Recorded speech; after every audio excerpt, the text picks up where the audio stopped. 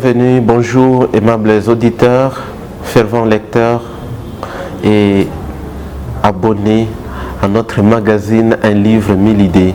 Un livre, 1000 idées est une émission culturelle, littéraire, à but éducatif et formatif, produite par les filles de Saint-Paul et les coopérateurs ici dans la ville de Lubumbashi. Aujourd'hui, comme toujours, nous vous proposons une recette intéressante qui parle de la gestion d'un enfant difficile. Vous êtes parents, futurs pères de famille, vous n'aurez pas à engendrer ou à donner naissance seulement à des agneaux qui vont vous écouter. Certes, nous sommes unis dans la diversité. Vous aurez des enfants qui vont vous donner du fil à retordre. Alors les psychologues vous proposent quelques canaux pour pouvoir maîtriser, pour pouvoir bien gérer vos enfants, bien arriver à bon port, à une bonne éducation de votre fils que vous voulez voir réussir dans sa vie. Votre fille à qui vous souhaitez une plénitude dans sa vie de tous les jours, dans sa vie future. Mais ce dernier ne suit pas vos conseils. Voilà pourquoi une écrivaine ivoirienne au nom de Judith Touré a mis en œuvre un livre au titre très provocateur, La gestion d'un enfant difficile, des outils d'aide pour les parents. Livre édité aux éditions Pauline depuis cette année. Pour en parler, nous avons sur ce plateau quelques invités qui ont pu parcourir cet ouvrage et qui ont trouvé cette question intéressante. C'est le docteur Pierre, il est conférencier, coopérateur paulinien, médecin et membre du Renouveau charismatique. C'est en cette qualité qu'il va oser répondre à des petites questions que nous aurons à lui poser sur comment gérer un enfant difficile sur le plan spirituel. Alors, comme c'est une question complexe, nous avons invité pour vous aussi un psychologue qui va vous aider, parce qu'eux donnent des pistes de solutions en tant que un psychopédagogue. Lui, c'est M. Bouyamba Kazadi, Alex, psychopédagogue de formation et chevalier de la Craie Blanche, c'est-à-dire enseignant. Il est auteur de plusieurs ouvrages centrés sur la psychologie, entre autres, la psychologie vie active, vie affective, psychologie vie cognitive, psychologie du développement. Et enfin, son dernier ouvrage parle de didactique des disciplines.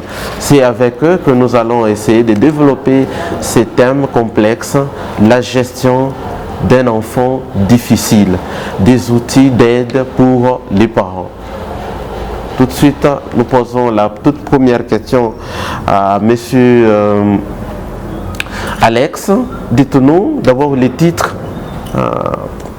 La gestion d'un enfant difficile. Est-ce possible de gérer un enfant difficile alors qu'il est déjà difficile? Oui, merci bien M. Samuel pour la question posée.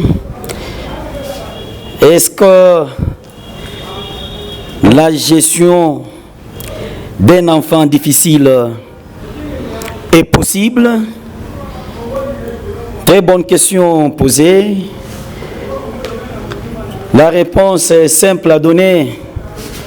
Oui, c'est possible. Mais avant d'entrer dans le détail de tout ça, je voudrais bien, parce que c'est un sujet que nous devons décortiquer, tel que Madame Judith Touré nous a proposé. Mais avant de commencer, nous devons parfois rafraîchir la mémoire des parents, de nos auditeurs. Qui est un enfant? Qui est un enfant? Ah, nous-mêmes nous disons, un enfant, c'est un être qui a sa mentalité propre. Il a son développement propre.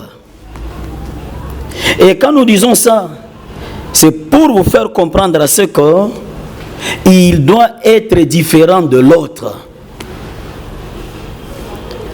C'est celui-là un enfant.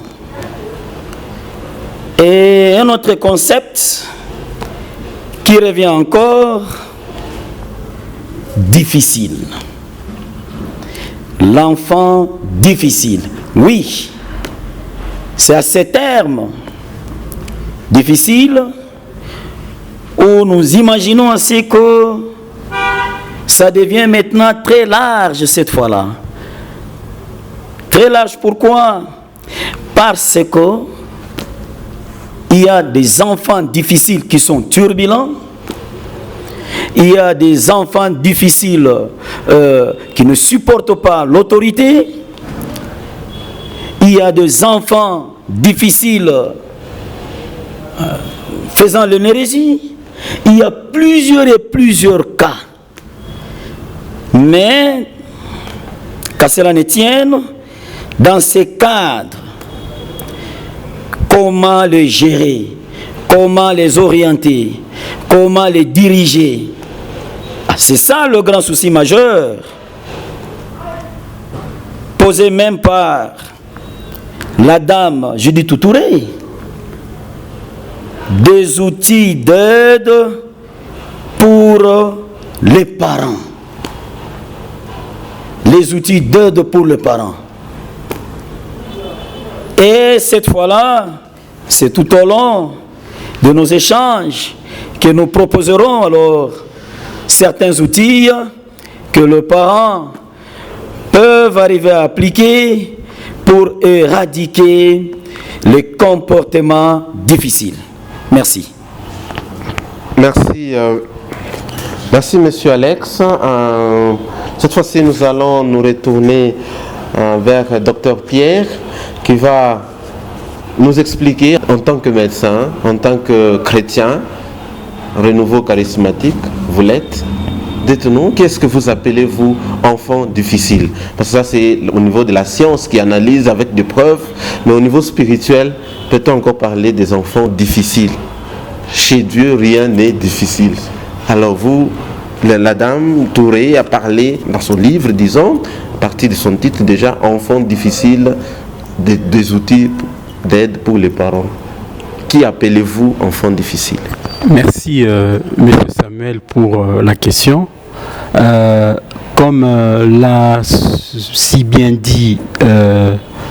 Alex par rapport à la définition, d'abord difficile, la façon dont Larousse définit difficile, c'est ce qui s'est fait ou se réalise avec peine et qui exige des efforts. Voilà un peu comment Larousse définit le mot difficile. Mais pour un enfant difficile, pour ne pas aller très loin dans des définitions philosophiques, scientifiques, on peut définir un enfant difficile, c'est un enfant qui est d'abord moins docile que les autres enfants, ou bien qui supporte mal l'autorité. Voilà un peu comment on peut définir cet enfant qu'on peut appeler difficile. Donc c'est un enfant qui est moins docile que les autres, comparativement aux autres enfants, et qui supporte mal l'autorité. Un insoumis, un enfant qui ne se soumet à aucune règle sociale, ou même familiale, que ce soit du côté des parents, que ce soit du côté de ses enseignants, ou bien que ce soit du côté de ses encadreurs spirituels. Oui, voilà. Pour essayer un peu d'aller plus loin et compléter Monsieur Alex, en médecine, il y a l'évolution de l'enfant. Nous allons y revenir. Voilà. C'est par rapport à cette évolution de l'enfant qu'on pourrait maintenant déceler le caractère difficile. Merci. Monsieur Alex, maintenant que le concept difficile, le titre lui-même est compris, à quelle tranche d'âge pouvons-nous parler d'un enfant difficile? Un bébé de 2 ans peut-il être difficile? À quel âge l'enfant devient de plus en plus, entre guillemets, têtu, incontrôlable, ingérable par ses parents? Selon vous, en tant que psychologue, c'est souvent à quel âge situez-vous cette difficulté à maîtriser l'éducation de l'enfant? Merci, monsieur Samuel. Qui dit un enfant, c'est à partir de 0 jusqu'à 9 ans. Cette tranche d'âge, nous parlons d'un enfant. Quitter cette tranche d'âge, là nous parlons maintenant le préadolescent et puis l'adolescence, etc. Mais le cas qui nous est présenté ici, c'est la gestion d'un enfant difficile. Ah oui, bon. Non, nous n'allons pas prendre à tout âge, parce que cette fois-là, nous risquerons même de toucher chez les adolescents. Okay. Et là, parce que ici, c'est un enfant. Je ne sais pas, selon l'esprit de l'auteur, nous prenons de 0 à 9 ans. Là, nous parlons d'un enfant. Enfant difficile et remarqué beaucoup plus par son comportement. Catégoriser à quel âge où ce comportement peut apparaître et que les parents peuvent commencer à les vivre, ça peut paraître un peu difficile. Étant donné que le comportement peut arriver suite à tel ou tel autre événement aussi, dans la vie, dans le parcours de cet enfant-là.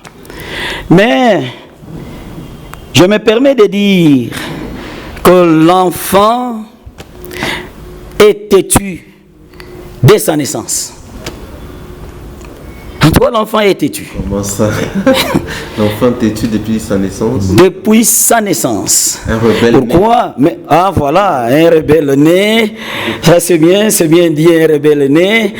Et parce que tel qu'il est là, il n'aime pas les ordres. Il est toujours à la recherche de son autonomie, à la recherche de sa liberté, à la recherche de ses satisfactions. Et ce qui fait que si vous n'arrivez pas, ou si la maman comme papa n'arrive pas à donner satisfaction à ses besoins, et cette fois-là, l'enfant est prêt parfois à se révolter, à pleurer, à jeter ce qu'il peut avoir. C'est ainsi. Nous, en tant que gestionnaires aussi, de certains mentales des enfants par le biais du système éducatif,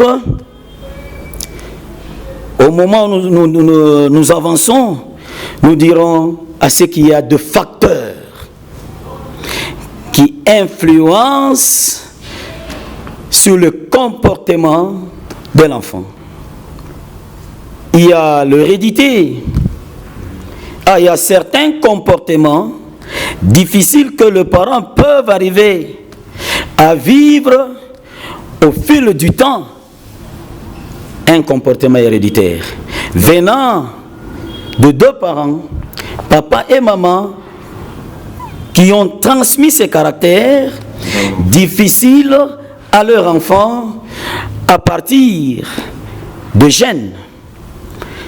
Et nous pouvons aussi évoquer notre facteur, le milieu. Là, je crois, le docteur Pierre, même pour l'hérédité, il sera avec moi, parce que lui est médecin. Chez eux, là, on parle beaucoup plus de l'hérédité. Il y a le milieu comme deuxième facteur capable d'influencer les comportements et de le faire parfois un comportement difficile. Vu l'entourage, le temps lequel l'enfant venait de passer dans un milieu, d'ailleurs, il y a certains auteurs qui supposent que le milieu a plus d'influence que l'hérédité. Oui, il y a des auteurs comme ça. Il y a aussi, nous pouvons parler de l'expérience, que l'expérience peut-être aussi, fait partie aussi de facteurs pour influencer le comportement de l'enfant. L'enfant qui est à côté chaque fois d'une mauvaise expérience de ses parents, mésentente, je crois d'ailleurs le docteur Pierre en avait évoqué la fois passée dans une émission des couples, monsieur le docteur, oui, mésentente, cette expérience que l'enfant est en train de vivre peut faire assez qu'il soit têtu. Et alors, d'autres... Donc là, ce sont les événements. Ça, ce sont les événements qui influent son comportement. Okay. D'accord. C'est dans ce sens-là. Et bon, pour ne citer que cela, et je crois... il y en a autant si nous pouvons prendre de l'apprentissage. Or, l'apprentissage, nous parlerons quand nous proposerons cette fois-là les outils d'aide pour le parent. Alors, Monsieur Alex, vous venez d'évoquer les facteurs qui favorisent ou qui impactent sur le mauvais comportement de l'enfant, qu'on peut qualifier de têtu, de difficile, d'incontrôlable. Alors, docteur, à votre niveau, en tant que médecin, et quels sont les différents stades de l'évolution de l'enfant pour qu'il devienne ce que la société veut de lui en réalité? Quels sont les différents stades de sa croissance? Ici, il est important de connaître les phases psychomotrices de l'enfant qui sont vraiment très nécessaires dans le comportement de l'enfant. D'abord, ça commence avant la naissance. Comment est-ce que les parents s'organisent ou bien se préparent à recevoir cet enfant? C'est vraiment quelque chose de très capital. Et une fois que l'enfant est déjà dans la famille, il y a certaines étapes, par exemple de 0 à 28 jours, c'est ce qu'on appelle le nouveau-né. Il y a le nourrisson, on explique l'étape de 28 jours à 2 ans. Et la petite enfance, de 2 ans à 6 ans, et la préadolescence de 6 ans à 12 ans, et l'adolescence de 13 ans jusqu'à 17 ans. Mais dans l'adolescence, ça dépend aussi de certains pays. En Europe, l'adolescence, ça peut être à partir de 8 ans, ça dépend des pays africains, des pays européens. Alors, chaque étape de l'enfant, les parents ont un comportement par rapport à chaque étape de développement de l'enfant. Et l'enfant aussi a un autre comportement. L'enfant interagit. Alors, lorsque on observe qu'il y a une perturbation par rapport au développement normal de l'enfant, par rapport à ces étapes, comme l'a souligné M. Alex, un enfant qui pleure incessamment, il peut aussi être un enfant difficile. Un enfant qui a toujours faim. Donc, tout au long du développement de l'enfant, il faudra cibler qu'est-ce qui fait que cet enfant soit difficile. Donc, ici, la notion de difficile, ce n'est pas par rapport à l'âge, mais c'est par rapport au développement de l'enfant. Les enfants observent une certaine des attitudes de cet enfant, et ce sont les parents qui disent on n'est pas en mesure de gérer cet enfant par rapport à tel caractère qu'il est en train de... Et ces caractères, ça peut commencer dès la naissance. Mais après, maintenant, l'adolescence, d'ordre génétique, ça peut être d'ordre génétique. Par exemple, lorsque on se retrouve avec un parent qui a toujours été colérique ou bien qui a toujours été alcoolique. Et on se rend compte que dans l'arbre généalogique de papa, il y a toujours ces facteurs de prise d'alcool exagérés. Cela peut aussi avoir des implications au niveau de l'enfant. Et lorsque maintenant on se rend compte que cet enfant a un caractère difficile, alors là on interroge par rapport au développement de l'enfant dès la naissance jusqu'au début de l'adolescence. C'est ça. Donc, le développement psychologique de l'enfant est vraiment très important et très capital. Raison pour laquelle, là, nous allons en parler aussi dans la conclusion, les parents sont susceptibles de pouvoir observer tous les caractères positifs ou négatifs de l'enfant dès la naissance. Et là, nous déconseillons aux parents qui ont toujours l'habitude de laisser leur enfant entre les mains de quelqu'un qui ne peuvent pas bien le gérer. Voilà, nous allons en revenir avec beaucoup plus de détails. Merci docteur pour cette intervention et les comportements de l'enfant, nous allons y revenir, mais bien avant, nous allons nous intéresser à monsieur Alex en tant que psychologue sur la liste de facteurs qui influent sur le comportement bon ou mauvais de l'enfant. Vous avez parlé de la génétique, donc les caractères héréditaires, les gènes que les parents peuvent à tout moment transmettre à leurs enfants. Il y a le cas d'un parent alcoolique. Un parent alcoolique et un tel parent ou un jeune alcoolique, dès qu'il devient père de famille, il a il a 80% de chances de transmettre aussi cet appétit irresponsable d'aller boire de temps en temps l'alcool, de verser dans l'alcoolisme. Et du coup, on a toute une généalogie d'alcooliques. Alors, un caractère alcoolique peut-il être modifié, psychologiquement parlant? Ou c'est inné, on dit c'est inné, c'est comme ça. C'est le cas même de certaines maladies. Bon, là, je vais poser aux médecins. Des maladies héréditaires ne sont jamais soignées. Parce qu'un comportement difficile, c'est une maladie, c'est une plaie qu'on doit à tout prix penser dans une société. Quelqu'un qui vole, qui boit beaucoup ou qui se prostitue, ce sont des plaies pour la société. C'est un enfant qui peut devenir une épée de Damoclès. On appelle ça un tam-tam suspendu. Un danger permanent pour la société. Alors, parce que c'est hérité de son parent ou de ses parents, que fera-t-il, lui ou elle, sa mère, qui est difficile, ou les deux sont difficiles? Vous, en tant que psychologue, quel conseil que vous pouvez prodiguer aux parents? Bien, merci M. Samuel. C'est une très bonne question, des réflexions. Ce qui est héréditaire. Est-ce que quelque part, en psychologie, nous distinguons et ce qui est héréditaire et ce qui est congénital?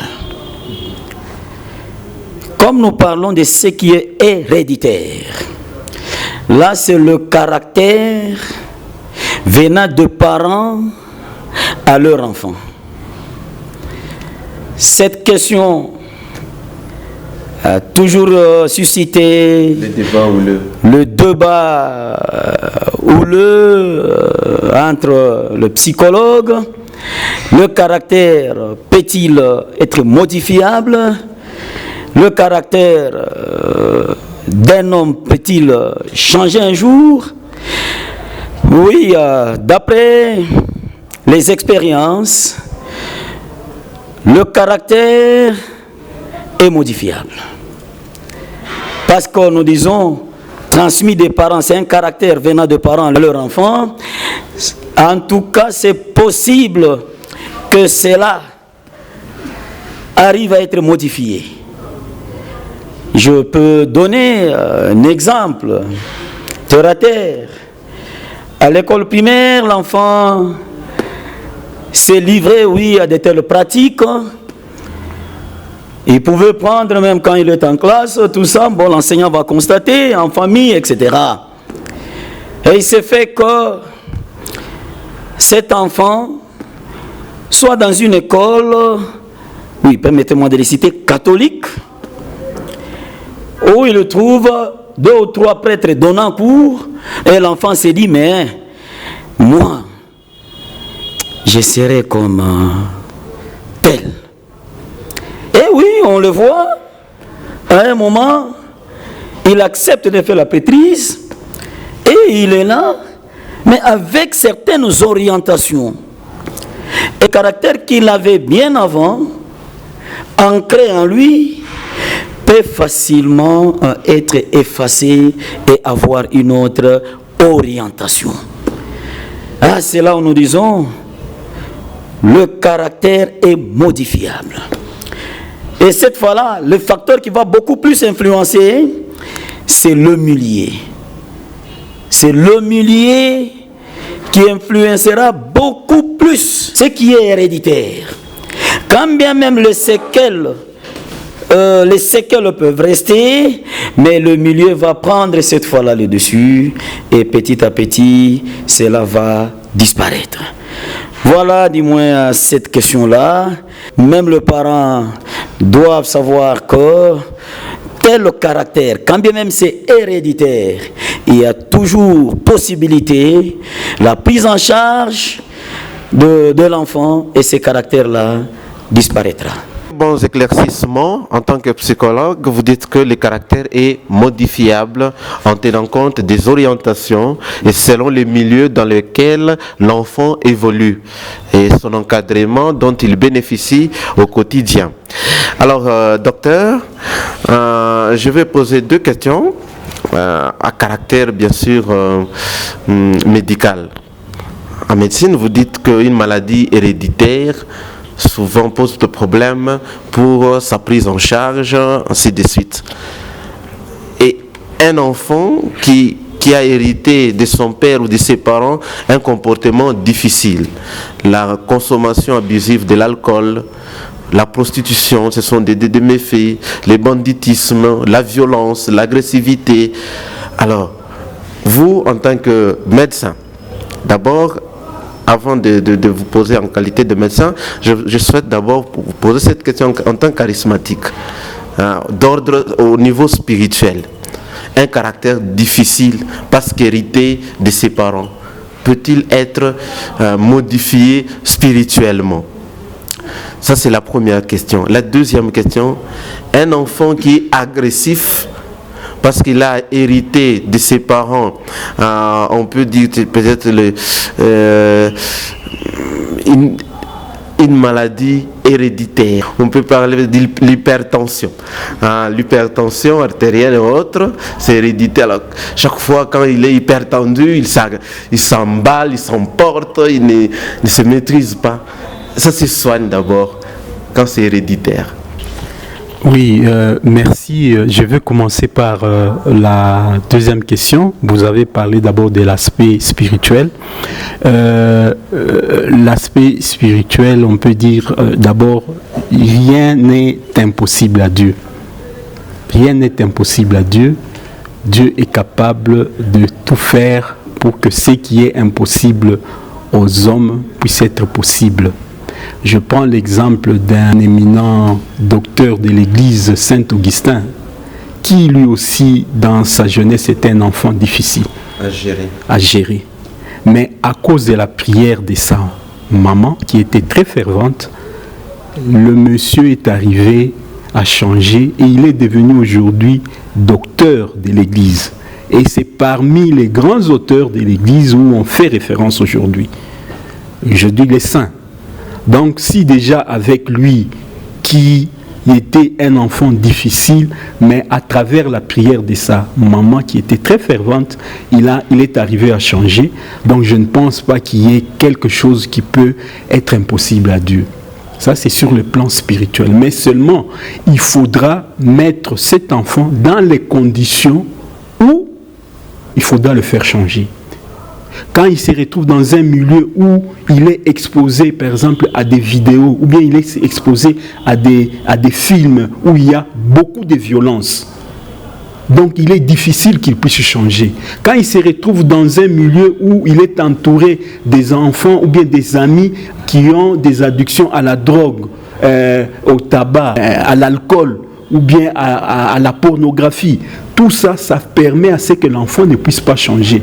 Mais lorsque on essaye d'identifier son milieu de vie et on change son milieu de vie pour lui mettre dans un milieu où il peut bien évoluer, c'est facile qu'il puisse changer. Et aussi, à côté de lui, il faut qu'il y ait des gens d'abord qui puissent l'aimer. Ça, c'est très important. Parce qu'un enfant difficile dans un couple, ça devient d'abord une croix pour les parents. Et cette croix doit être transportée jusqu'au bout. Mais pour qu'il puisse avoir la facilité de transporter cette croix, il y a la prière. Pour nous qui sommes chrétiens, il y a la prière. Il y a cette dévotion à certains saints qui vont permettre à ce qu'ils puissent aider l'enfant à pouvoir changer. Nous avons le privilège d'avoir ce qu'on appelle des petits séminaires, des grands séminaires, des endroits où on essaye d'éduquer la personne à pouvoir être un responsable par rapport à notre vie spirituelle, du moins dans l'Église catholique, bien sûr. Alors, pour ce qui est maintenant sur le plan médical, effectivement, il y a des maladies qu'on appelle des maladies chroniques qui sont génétiques et qui, à la longue, peuvent arriver à ce que les enfants puissent avoir ces mêmes maladies. Mais ce qui est chronique et génétique n'entraîne pas nécessairement la mort. Il y a toujours des dispositions, des prédispositions que les médecins prennent pour que ça ne puisse, même si vous avez un parent qui a été diabétique, qui a été hypertendu, mais si vous avez la possibilité de vous dépister bien avant et de connaître qu'effectivement vous êtes aussi exposé, vous pouvez prendre des dispositions pour que cette maladie ne puisse pas se développer. Est-ce que ça a de l'influence sur son comportement? Ça peut avoir des influences sur son comportement si ça n'a pas été bien géré. Mais si ça a été déjà bien pris en charge bien dès le début, aujourd'hui c'est un peu curieux parce que par exemple en Europe, dans des familles, on exige aux parents ou bien à la famille d'avoir des médecins de famille. Des médecins de famille, c'est pour essayer de déceler certaines pathologies le plus tôt possible et d'essayer de prendre en charge pour qu'à la longue, ça ne puisse pas avoir des implications néfastes sur le plan comportemental et sur le plan sanitaire. Et là, on prépare déjà les enfants à pouvoir se prendre en charge bien dès le bas âge. Par exemple, avec le diabète. Aujourd'hui, en Europe, vous pouvez trouver un enfant de 6 ans, de 8 ans, à qui on apprend comment se prendre en charge quand il a un problème de diabète. Mais ici, chez nous, ça commence à venir. Ça commence un peu à venir et il y a même des parents qui s'ignorent diabétiques ou hypertendus. À l'âge de 65 ans, il ne sait pas qu'il est un hypertendu. C'est pas parce qu'on a fait un examen fortuit qu'il se rend compte qu'il est diabétique. Et là, imaginez-vous, pendant 60 ans, tout ça c'est parce qu'il y a l'ignorance. Mais lorsque c'est quelque chose qui est pris en charge bien avant et qu'on a expliqué aux enfants, il y a aussi les comportements qui peuvent changer.